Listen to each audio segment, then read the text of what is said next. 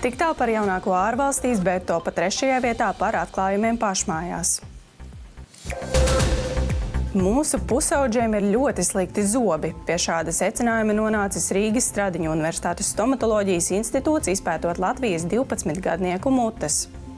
Tas ir šokējoši. 12 gados karies ir gandrīz visiem. Turklāt 2/3 bērnu ir vismaz viens dziļš caurums.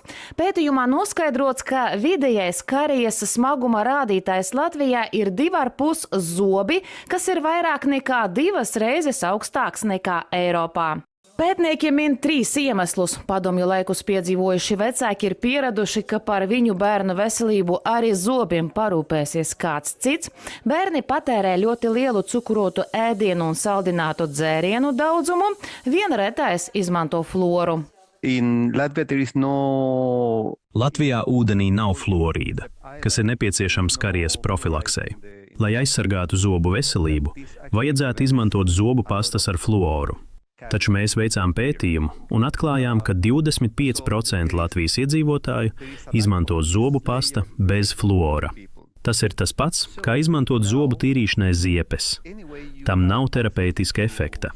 Un gandrīz puse Latvijas iedzīvotāju izmanto zobu pastas ar zemu fluora koncentrāciju, kurām arī nav terapeitiska efekta.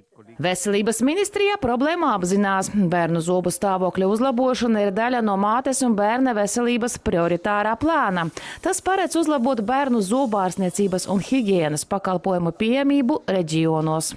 Mēs esam nokartējuši šos pakalpojumu sniedzējus un kopumā ņemot tik slikti šis neizskatās. Ir, protams, šie reģioni, kur varbūt tas pārklājums nav tik labs, bet tā ir galvenokārt Latgale. Un tur ir tā, ka nav jau arī to bērnu. Stāsts nav tikai par rindām pie ārstiem. Ir vietas, kur bērnu stomatoloģijas vispār nav. Tāpat kā šobrīd tur kursēs mobilā zobārstniecības autobus. Latvijā tādi patreiz ir 2. Speciālisti arī norāda uz visai kūtru higienistu apmeklēšanu. No 2 līdz 18 gadiem zobu higiena ir valsts apmaksāta reizi gadā, savukārt 7, 11 un 12 gadu vecumā pat 2 reizes gadā. Skirmante Baļķute, 360 ziņas.